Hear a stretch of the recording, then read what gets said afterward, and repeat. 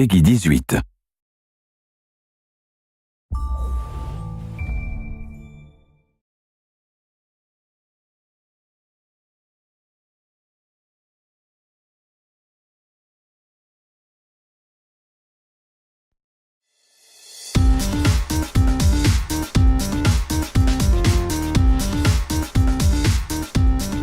Hello everyone and welcome to Community Corner. I'm Jen, community developer on the game.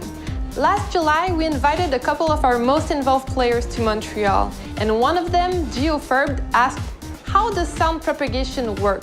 The answer was really interesting, so we discussed this today, and this is why I will be joined by our audio director to talk about it.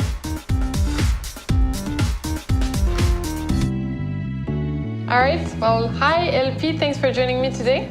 First off, let's start with the basics. How is spatialization usually done in games? So typically, what you'll find in games is what we call occlusion. Occlusion is you have a sound on one side of a wall and you're listening from the other side. You'll get a direct path to that sound, but it'll be filtered, so you won't hear all the frequencies, as if you were right in front of a very thin wall in real life. So that would be a direct path? Yeah, that would be a direct path. But then in our game, what happens? We wanted to inspire ourselves even more on what real life would do. So having two doors open right here, what we're gonna do with sound is we're gonna send that sound over to this first opening, snap it to there, then the algorithm is going to look for the closest next point to this listener. So it's going to go through here and connect to this wall and back down to the player. Essentially, if you split that, the sound is going to be virtually positioned here. So this listener is going to hear the sound coming from that door. The closer he gets to the door, the more the path is going to come down to the actual position of the listener. So let's say of the emitter. So let's say the listener comes up to here. Well, he's going to hear the sound coming from the corridor, and it'll come back down until he gets to here, where he gets a direct path and has the real position of the source. So we can basically follow the sound he hears to the source. Exactly.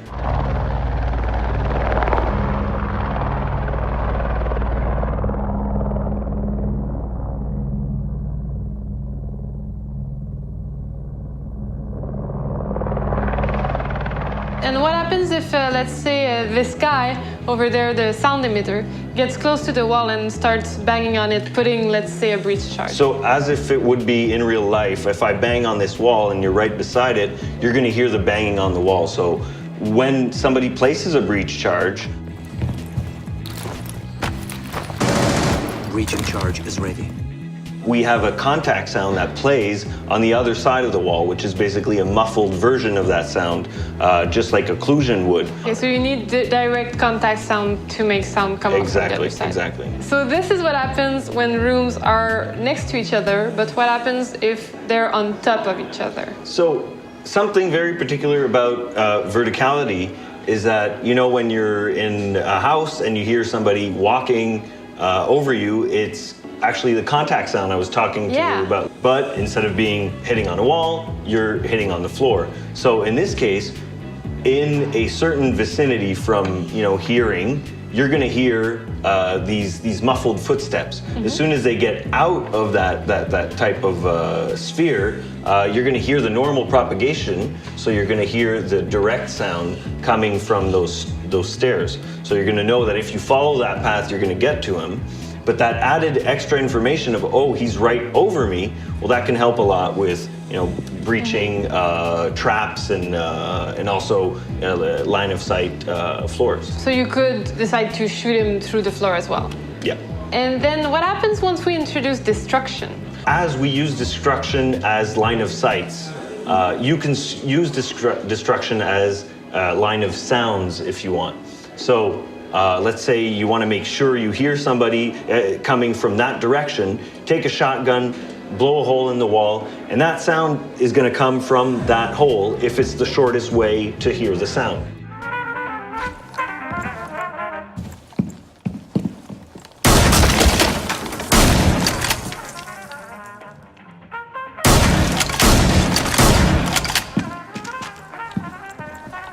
So LP, how can our players use sound to their advantage?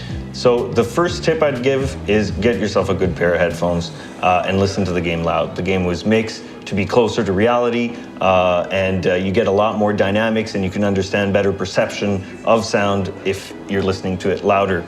The other thing is that there's a lot of sounds that were put in there as feedback. It's super natural, it feels realistic, and they give really good feedback on where the enemy is going to breach. So yeah, that's what I'd say to get the best experience. All right, well, thank you so much, LP, for taking the time.